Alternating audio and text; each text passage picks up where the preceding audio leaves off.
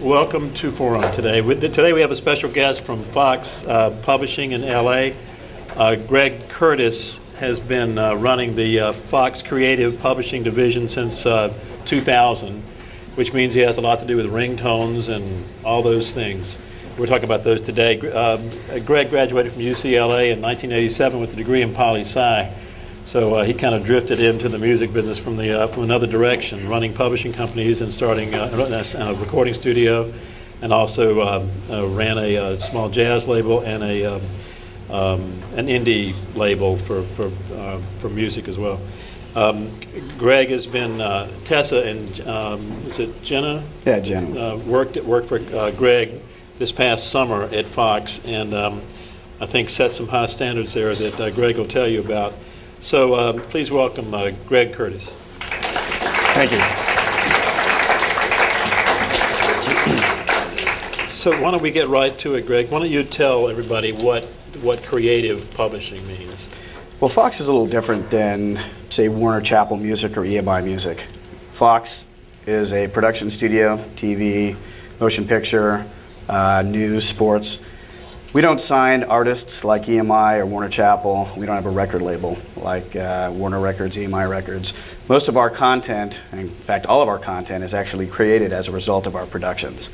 So our catalog primarily contains the underscores from our motion pictures and our TV shows, themes, main title themes from our TV shows like Angel and Buffy and The Simpsons, things like that.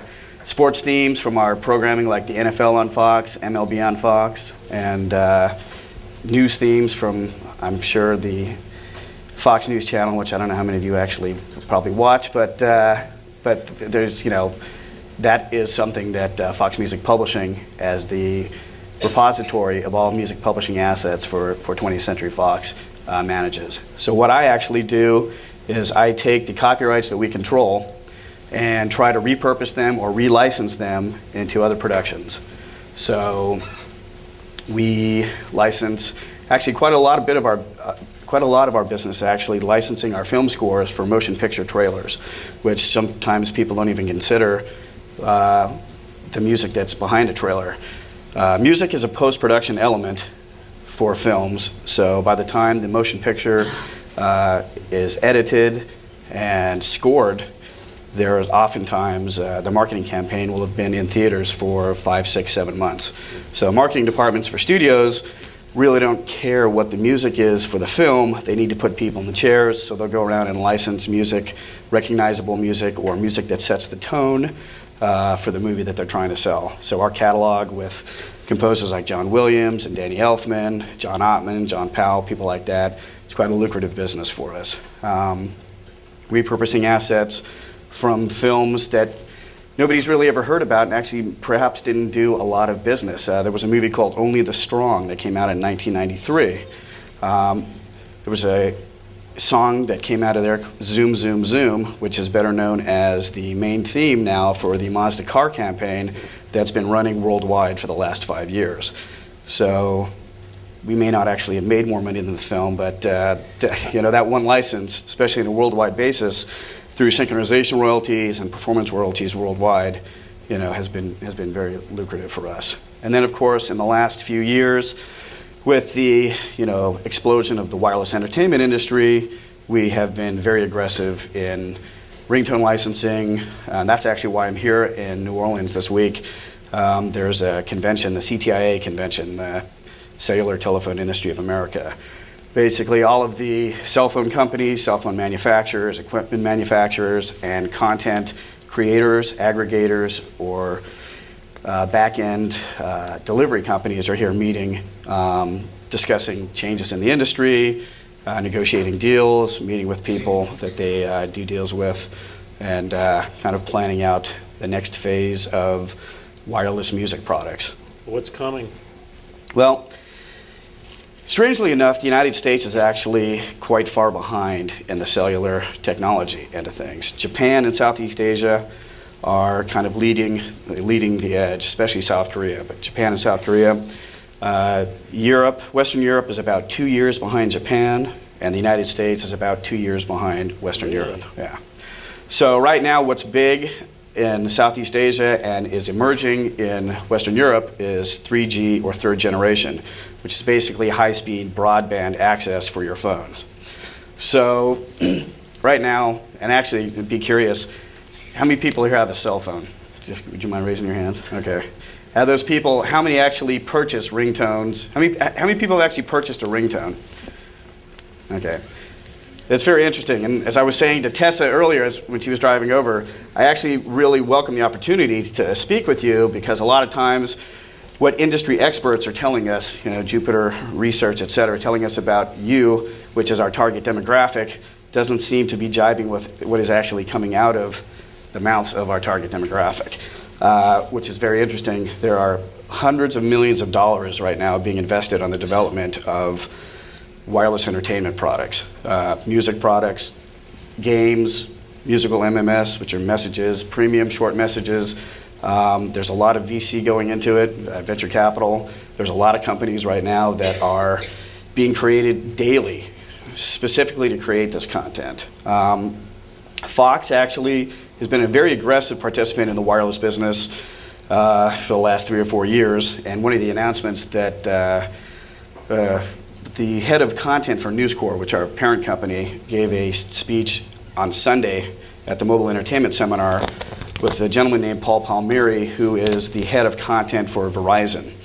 And one of the things that Fox is doing, because Verizon has actually launched a 3G network in the United States as well as Sprint, but Fox has created a new product called Mobisodes. Basically what these are, they've taken the TV series 24 and have created 1-minute episodes or Mobisodes to be viewed over your mobile phone.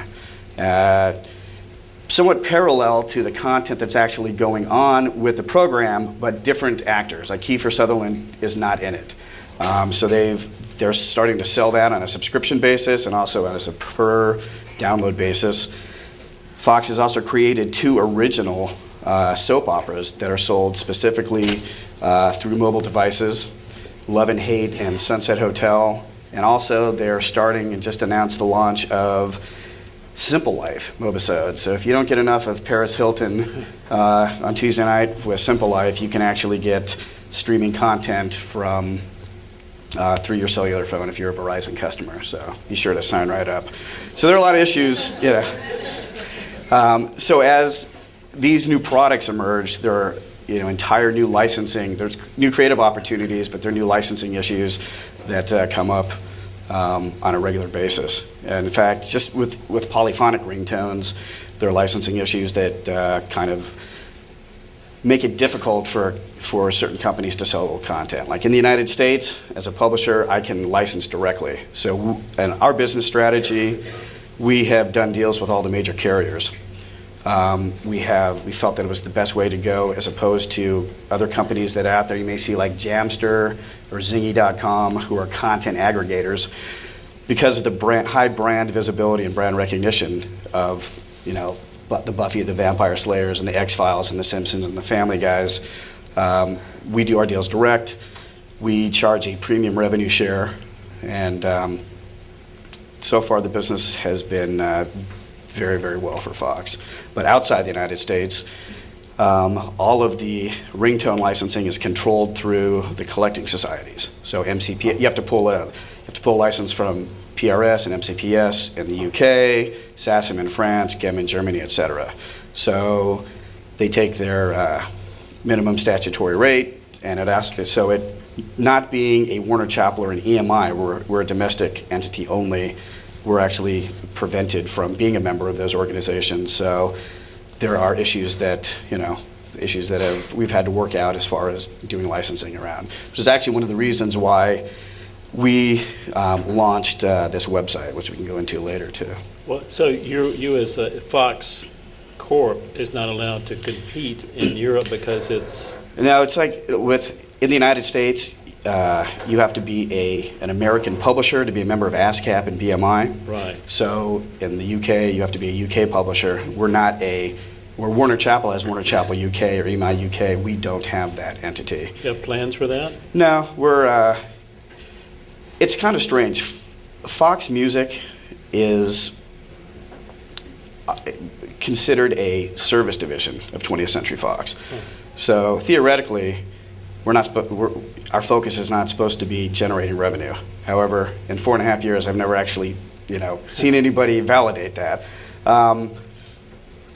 So Fox, as a studio, traditionally hasn't taken a very proactive view of the music division. That's one of the reasons why we don't have a record label. It's like we're there to service film, we're there to service television, we're there to service the news and the sports channels, but that's about it. So the only copyrights that you own are the copyrights that are generated by the producers or the product? But the productions themselves, exactly. Which actually, provides a different kind of obstacle for somebody like myself when we do a deal with Wind Up Records, for instance. We're doing a film coming out called Fantastic Four, which is going to come out in July. So Wind Up Records is doing the soundtrack. I think Hoobastank will be on there, Velvet Revolver, a couple other bands, right? Since they're not signed to Fox, but it's a Fox project, we will end up being a co-publisher of those copyrights. But the percentage generally isn't the primary publisher percentage. We may end up owning anywhere from 6% to 15%. So it's difficult for a creative director like myself then to go out and approach an advertiser and try to pitch that song for commercial because I can't vouch for what the other publisher is going to charge. So that's why it's really important when you go out, if any of you go out into the music publishing business, which I highly recommend, it's a fantastic part of the music business. One of the most important things to do is to really know your catalog, know what content you have, know what your rights are, and because we don't own the primary portion of most of the songs in our catalog, we then tend to focus on creating licensing opportunities for our underscores, for our TV themes, for our sports themes, which is what leads us into commercials, movie trailers, wireless entertainment, and things like that. Know your content and create new opportunities to exploit it in the proper areas. I noticed you were selling these MP3s for $2, $1.99. How does that break down? Who gets that money? Well, actually, the downloads are 99 cents. Oh, okay. Digital downloads are 99 cents. Polyphonic ringtones are $1.99, and the master tones are $2.50. Basically, when you sell wireless content through a carrier, they take anywhere from 40 to 60% of the revenue. Really? Yeah. That's the one thing about wireless that's a little different than the internet. Anybody with a computer and some freeware can put up an internet site and start selling things. Wireless content, you have to deal with the telephone companies, and because of that, they pretty much set the price. And so we actually, through our site, which we can go through, we deliver content to AT&T customers, Singular customers, Sprint, and T-Mobile. But the way we deliver it, since it's not being directly billed to the carrier, our rates are higher. But basically what happens is you take out your delivery costs, your credit card costs, and the remaining portion, usually we get a 25% revenue share off of retail for a polyphonic ringtone, which is a premium rate. Industry standard is usually 10 cents or 10% of retail. But like I said, by virtue of really going out and aggressively studying the wireless market, we were able to drive higher revenue share for our products. If I was an independent label, I wouldn't have that kind of clout, and my content wouldn't have that cachet. But people want The Simpsons, people want the Family Guy ringtones, people want Buffy the Vampire Slayer. I must say, even though we request and we get a higher revenue share, we don't actually just license our content and then back away. We develop long-term partnerships with the carriers. We do cross-promotions to send traffic to their sites. We do a vigorous copyright infringement search on a regular basis to make sure that nobody is selling unlicensed content, which would take away from legitimate sales for the carriers.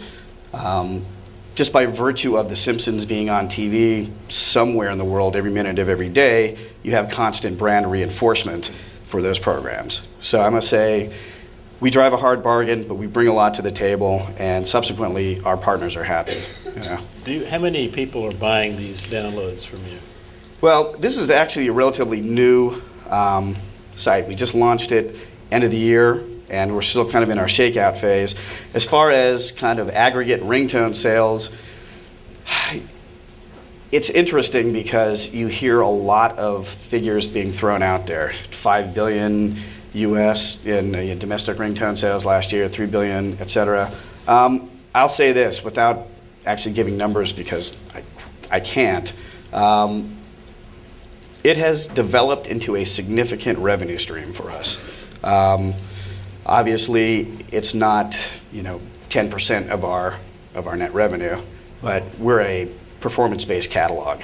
We make the lion's share of our income is from foreign performances of our motion pictures or TV shows generating performance royalties. That's where the bulk of our income comes in. Licensing income now over the last 4 years since I've been there has grown to probably be a much more significant part of the catalog or much more significant part of the revenue stream. And wireless is growing.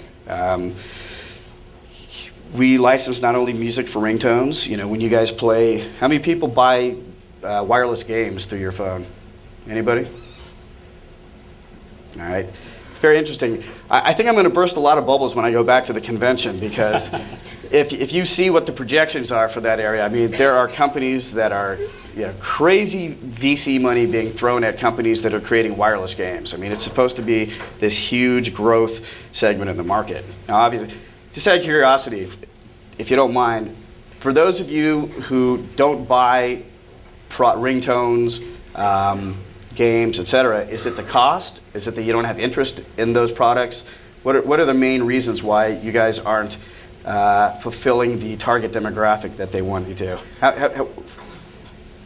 personally don't do it because it's kind of like it's pretty impractical because I listen to that ringtone for about 15 seconds each time if at all. Like, because I hear the phone and I answer and it's off. Right. So there's no point in me shelling out even like 50 cents for a new ringtone. Okay. Because yeah, it's cool, but I just don't need that. Interesting. I think of my cell phone as a phone, not as like a tool for multimedia. Yeah. Excellent. It's probably going to develop into that, is what it sounds like you're saying. Well, I don't know how many of you watch. Is there somebody back there that had their hand raised? Apple just announced about a month or so ago a partnership with Motorola to develop a cellular phone that will have iPod capability. So things are moving towards that direction.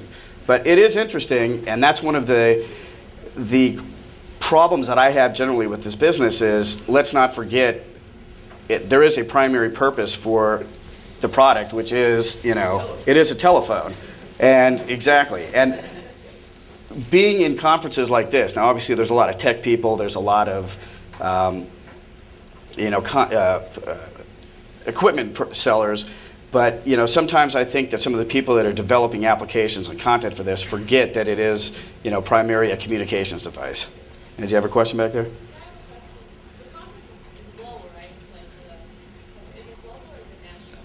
It's global. Okay, so what I've heard, and I've traveled in other countries when I've been there, is the applications of the cell phone for other devices as for other uses is growing much, much more rapidly than it is. PDA sales are down in the States, and so they stopped manufacturing because they have calendar capabilities on a cell phone, that type of thing. Well, yeah, you have smartphones like the Treo or the BlackBerry phone and things like that. How is that growing in comparison to the presence in the global market already?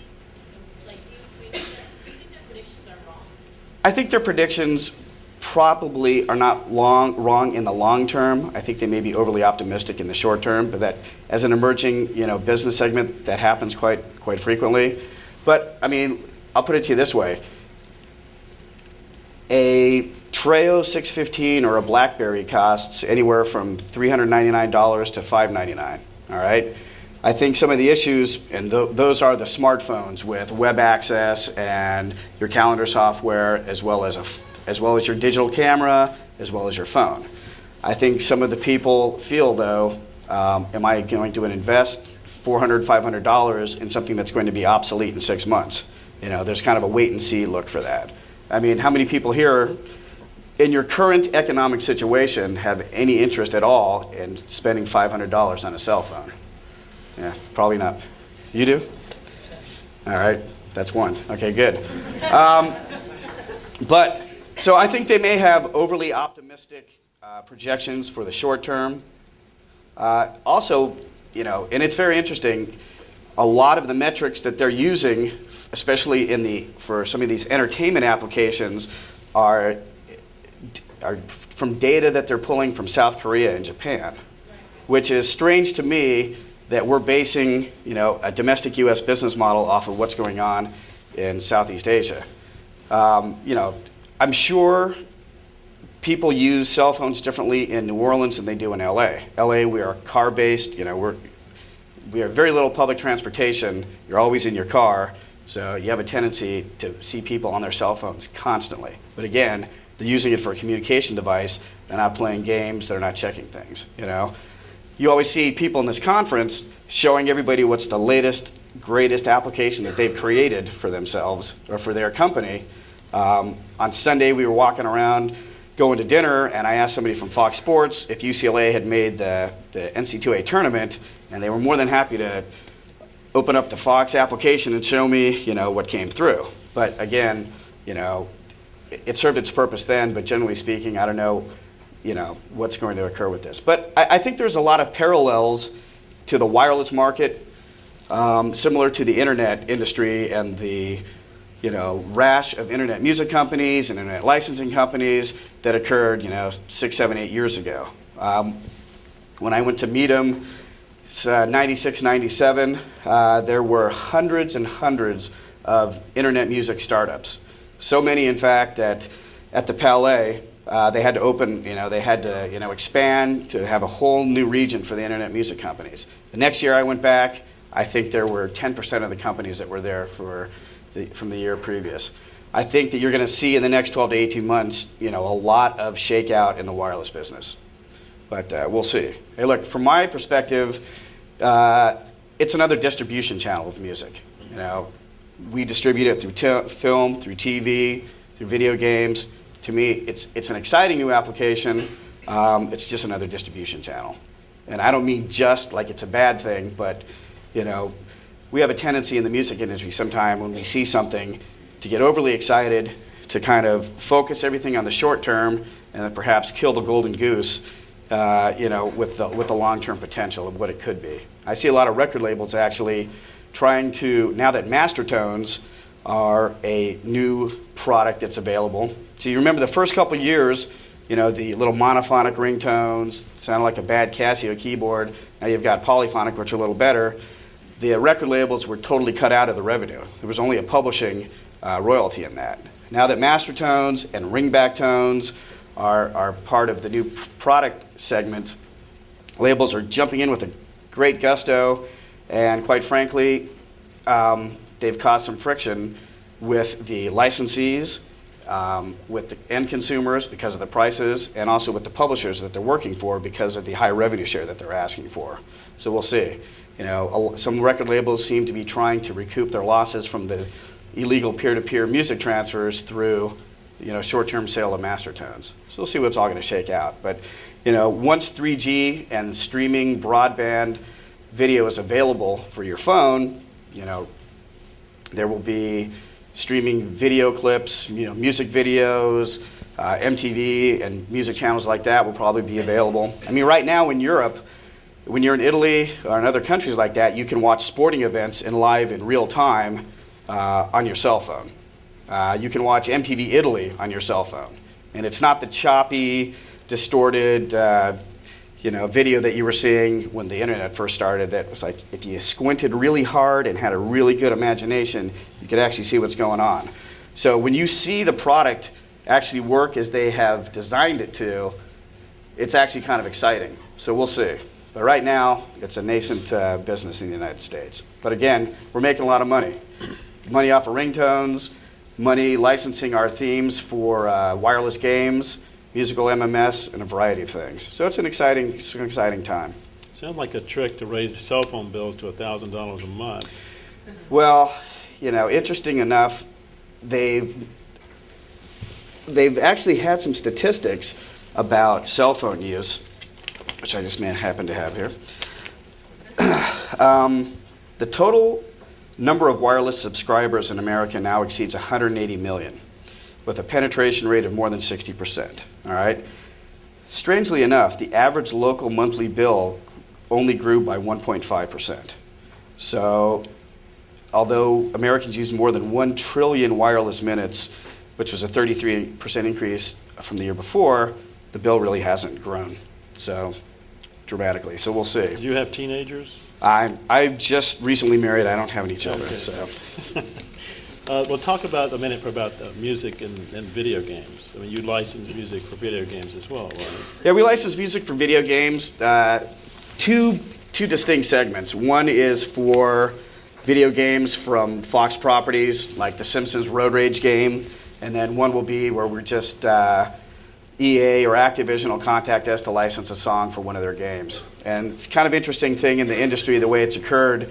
EA did a large overall deal with Def Jam a few years ago, and Activision's kind of followed suit, where early on in the video game industry, they used to license music on a per unit sales rate. So you license a song in there, we'd get anywhere 10 to 12 cents a unit. Now they do actually complete buyouts. So depending on how valuable you are as an artist, they may license you, give you $25,000 to use your song in the entire video game, and that's it. It's a one-time royalty. It's similar to movie licensing, synchronization licensing, but if you're Outkast and they want to use you in a movie, right now you're going to pay $500,000 to use an Outkast song. Is that right? Video games, they're still not paying those kind of fees, and then of course movies generate performance royalties where video games don't. It's interesting too because video game sales are ridiculously high right now. I mean, Halo 2, when it came out, first day sales, I think they finally figured out were 128 million for first day sales of Halo 2. I mean, very few domestic motion picture releases reach that, much less, Fox had a movie out this week, Robots, #1 movie. We did 36.5 million over the 3-day weekend. So, and the great thing about video games from a publisher's perspective, not a music publisher, but a game publisher, is very high degree of brand loyalty. So if people bought Halo 1, they have a tendency to be the people that buy the next version as it comes out. It's benefited, that brand loyalty has actually benefited the music industry, not perhaps from placing songs in the video games, but actually for soundtracks that are video game soundtracks. All right, motion picture soundtracks, depending on the movie and the songs that are actually on it, have kind of had an up and down, return over the last few years. Well, Fox did quite well with the soundtrack from Garden State, which we released, won a Grammy Award, and I think be certified platinum. But doesn't happen that often in the movie soundtrack business. But it's not rare. It's not a rare occasion for a video game soundtrack to sell 300,000, 400,000, or 500,000 units because the fans want to buy the music that they hear in the game. So that's had a secondary benefit to the music business. Well, a lot of bands or a lot of record companies are trying to break bands in video games. Exactly. You don't really have that problem because you don't have that kind of content. Right, exactly. But, for instance, they're doing a video game in conjunction with the motion picture release of Fantastic Four, so there'll be a lot of, we're working with them with Wind Up Records, and we're also working with Marvel and Activision, and it's a concerted effort. So nowadays you can't just do one thing. Everything you do has to be tied into multiple uses and multiple opportunities, multiple income streams. Yeah. Well, look, wireless is such a hot thing that now, Robots just came out last week.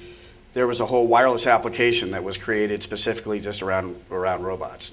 Ringtones, a game, wallpapers, screensavers. So yeah, wireless is the hot button right now in entertainment. So for a motion picture studio like Fox or TV production studio, it's all about wireless applications as additional, product sales. And it's interesting because they're using it in some circumstances as a promotional tool, but it's also being monetized. So it's kind of a nice thing. But it's a company-wide. It's company-wide. Certainly, News Corp and 20th Century Fox has been a major player in the wireless space for the last 4 years, very aggressive.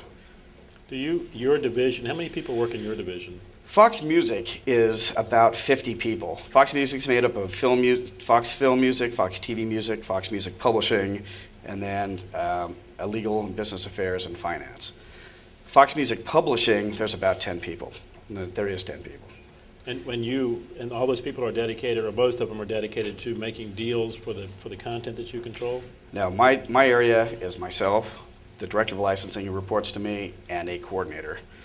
That's why having Tessa and Jenna there last year was a godsend for us, really. But I got to say, I'll show you in a little while the new e-commerce store that we launched, but Tessa and Jenna actually played a vital role in helping us be able to launch this platform on time, and were very instrumental in formatting and providing content for us to put up there.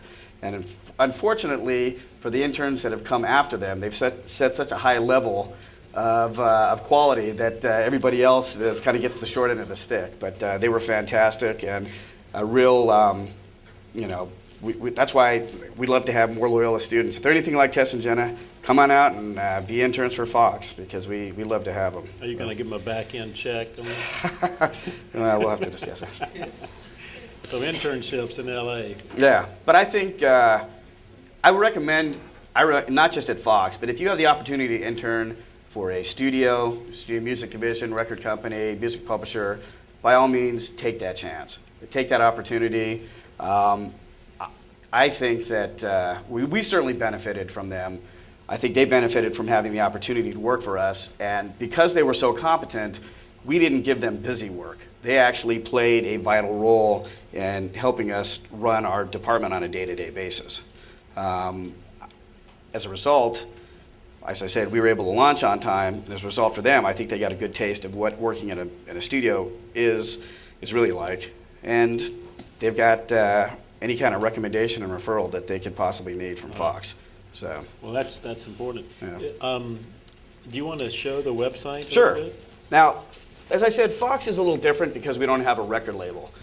We also, as a brand, because we represent film music and TV music, sports and news and other products, Fox Music as a brand doesn't really have a very specific and distinct brand image.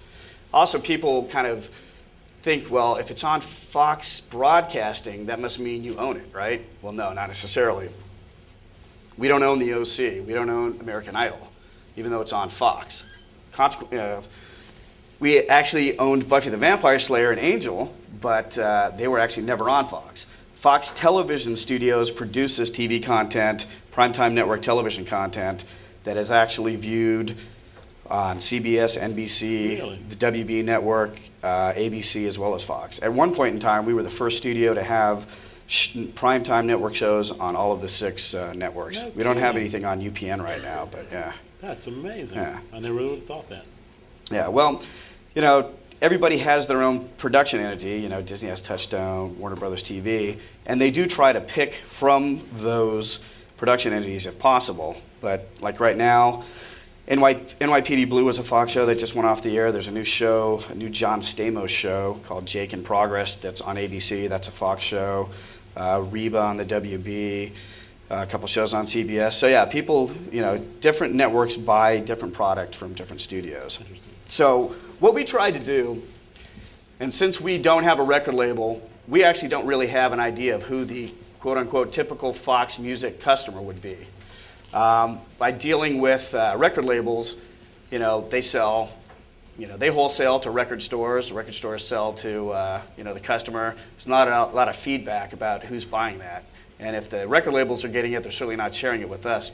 You have kind of broad, customer profiles about the record industry in general. So Fox never had a straight business to consumer entity and any kind of business opportunity. So we've been looking around for a while to see what we could do to try to monetize our assets more directly to the consumer, and also try to learn about the Fox Music customer and build awareness about the Fox Music brand. So this page here is the landing page for foxmusic.com. Basically, this page just is divided into 3 segments. The licensing segment, which anybody that is a music supervisor or a producer for film or TV, anybody that's looking to license music for their production can go in there and take a look at our catalog, listen to streaming music, and then actually generate a license request to our department. Down here, you see we have links to all of our soundtracks. Usually go to Amazon.com or whatever our label partner wants them to go to. And here is a direct link into our B2C hybrid platform. It's actually kind of a unique. When we launched this at the end of November, we were the first music division of a production studio to launch this type of platform. And it is a hybrid platform that can sell any kind of digital or wireless content. So in a way, we are similar to an iTunes store because we're selling downloads, but we also deliver wireless content, ringtones, master tones. We're actually doing content deals. One of the things I'm doing here is talking to the content publishers that are doing deals for like robots and for the games. So since we can sell any kind of wireless content, we want to create a more robust purchase option for the consumer. So you spend a lot of time and a lot of effort and a lot of money driving people to the website. Once you get them there, instead of just selling them a $1.99 ringtone, you want to offer them a variety of different products and get that per customer click or per customer purchase price a little higher.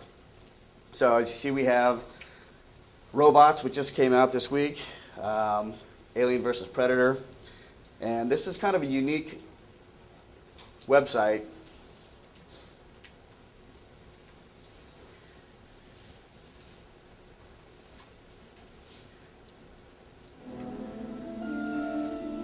Got this Hot Picks, which basically is a direct link to the product page. There's 5 or 6 different shows, or NFL on Fox is up there, Robots is up there. You can link directly to that page.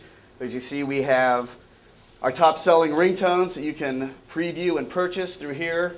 Like I said, we can sell directly to AT&T, Singular, Sprint, T-Mobile. We're adding other companies, and we're also adding other handsets. You pick your handset,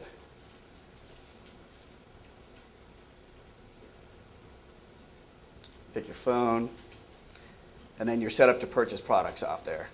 Now, this was actually the remix of the main theme from 24.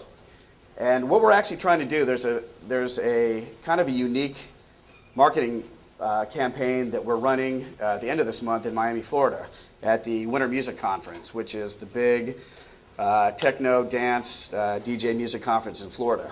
We have, the 24 remix was actually done by Armin van Buren, who's one of the top DJs working right now. And we actually have a DJ that works for Fox Music. She works in the TV department during the week, and on weekends she is hired out to play around the country and be a DJ. So she actually created a remix for Alien versus Predator.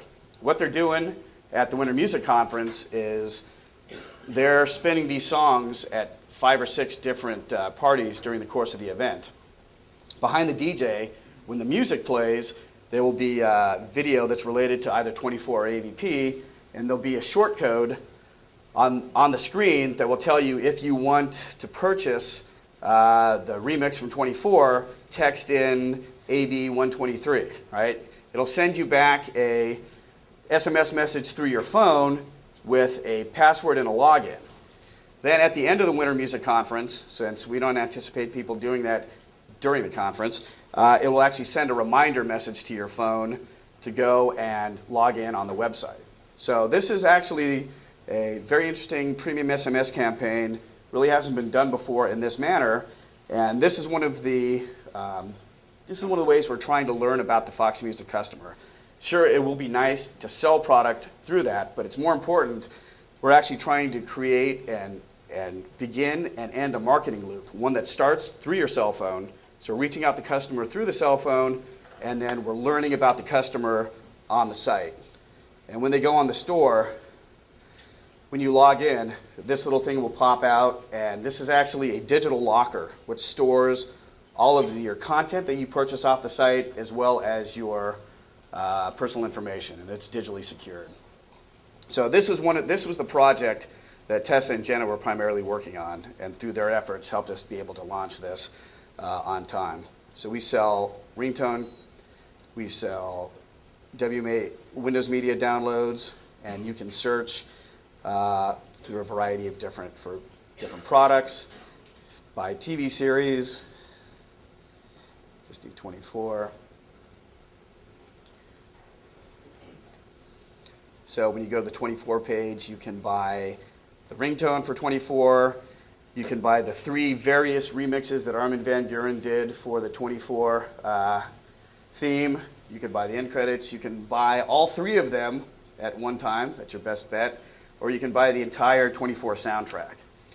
So we're actually now able to create a destination for customers that are looking to purchase Fox Music product. All right, and it's actually the desire is to, when people go on here for 24, and then they'll see, oh, I didn't know that Fox owned Buffy. I can buy Buffy here, or I can buy robots here, or I can buy a variety of different things here.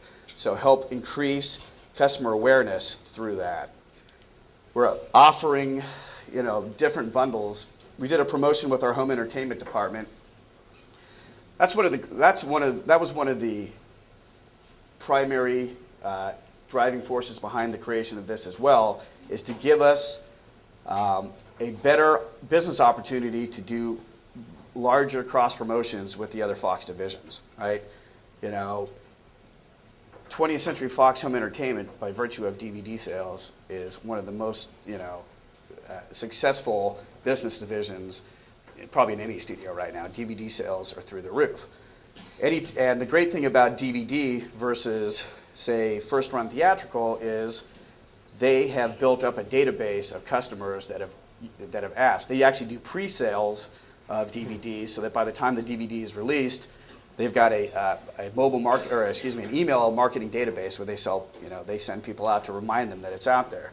So we take advantage of it by offering to include, say, music in their email. So it kind of makes it a more interesting or enhanced promotional effort for them. And in return, they have a link directly back to the page of product that they're selling. They're selling a DVD for. And then for here, you can buy a ringtone, you can buy a wallpaper for one touch of a button for $5.97. Is that primarily how you market the site? Well, right now it is. We're actually in the process of, we will be doing some advertising through Google and Yahoo and MSN. And once we actually finish some of these content deals that we're doing right now, we will be doing some traffic sharing with Fox.com, the Fox.com portal, and the FoxSports.com. So right now we have shared links with Home Entertainment, Fox Sports, Harper Teen, Fox Movie Channel. So they send traffic to us and vice versa. So this is supposed to be like the central hub of all of our marketing efforts and cross-promotion efforts. So far, we just basically launched at the end of November. And so we're still kind of in the shakeout phase because it's only been the first month. But the response has been really positive from the consumer end, and the response from the other divisions at Fox has been very supportive. Everybody's looking to partner with us to drive traffic to the site. And music is, so I like to tell people, from the time you're born, see, this is our new product. You can buy one of the 3 ringtones from Robots, or you can buy the Robots digital EP. So for one click, and one of the interesting things too, there are a lot of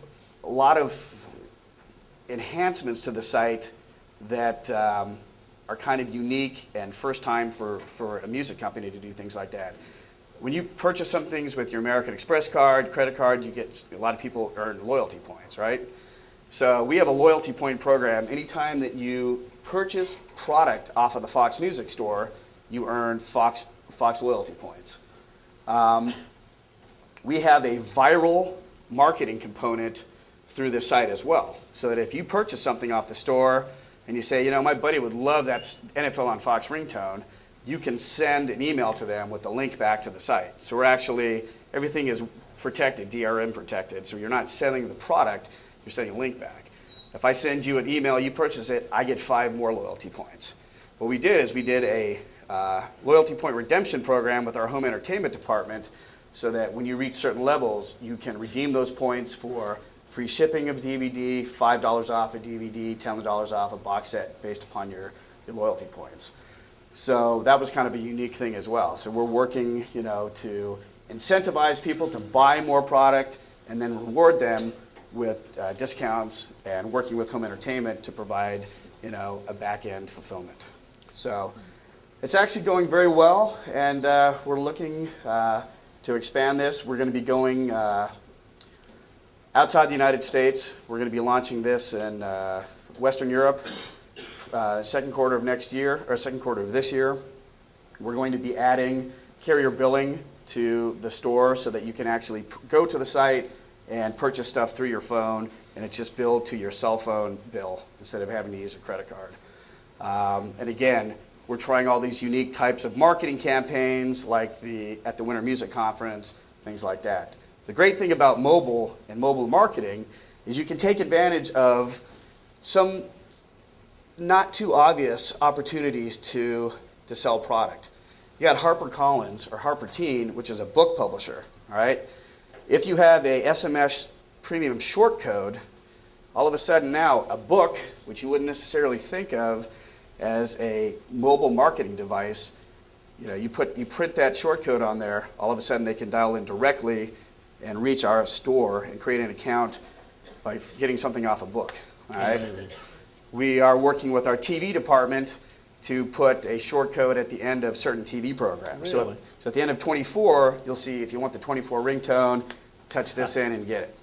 We're working with our home entertainment department to add the short codes into the DVD packaging, hopefully maybe on the DVD menu itself. So this kind of opens up a whole wide array of opportunities to monetize our product and actually create some awareness of who our customer is.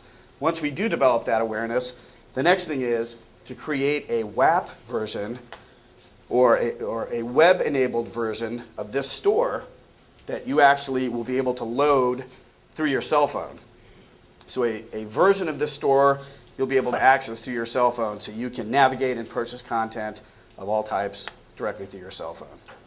So that's basically the primary project that I've been working on for the last 6 or 8 months. But you know, from a Fox and News Corp perspective, they place a lot of emphasis now on selling direct to consumers. So this actually fits right in with that overall corporate scheme of things. Well, you mentioned you might need some information about your market, the demographics of your market. You want to ask the people here any questions? Well, I've actually asked some of those questions already. I mean, you know, how many people buy ringtones? How many people buy video games? Did you do market research to determine your products? Did people really want your products? Well, initially, the emphasis behind launching this was not to necessarily go at first-run motion picture titles or TV titles, right? Because, again, you don't know if people want that content initially, all right?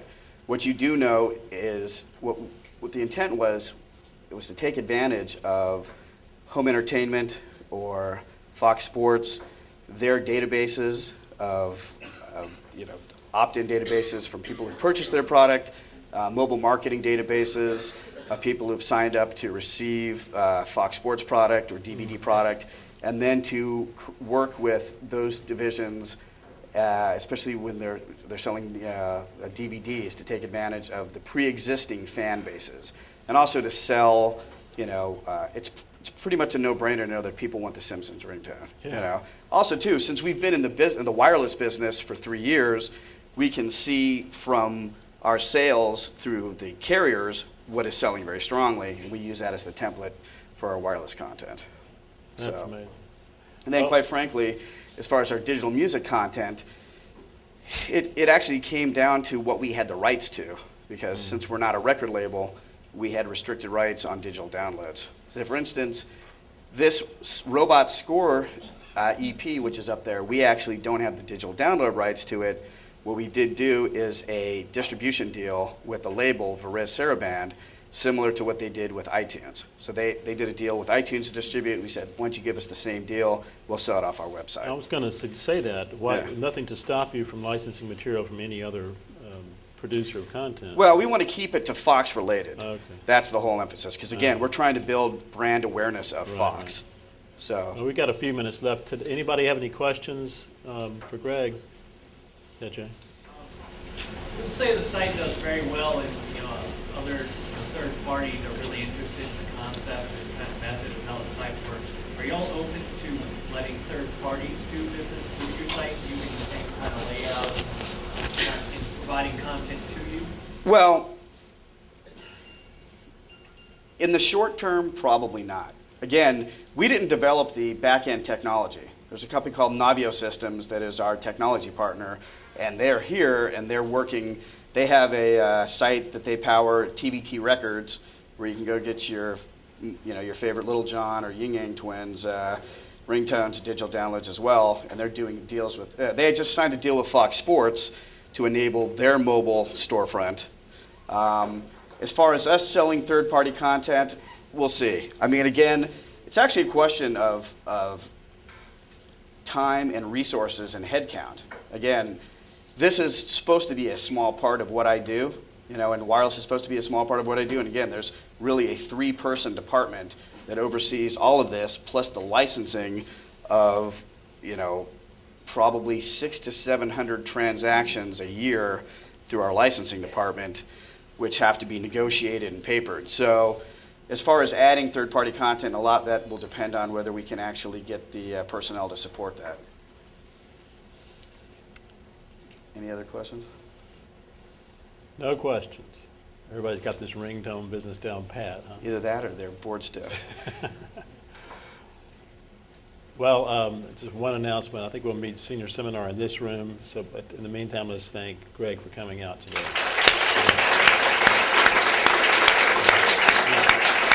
Good. Thanks.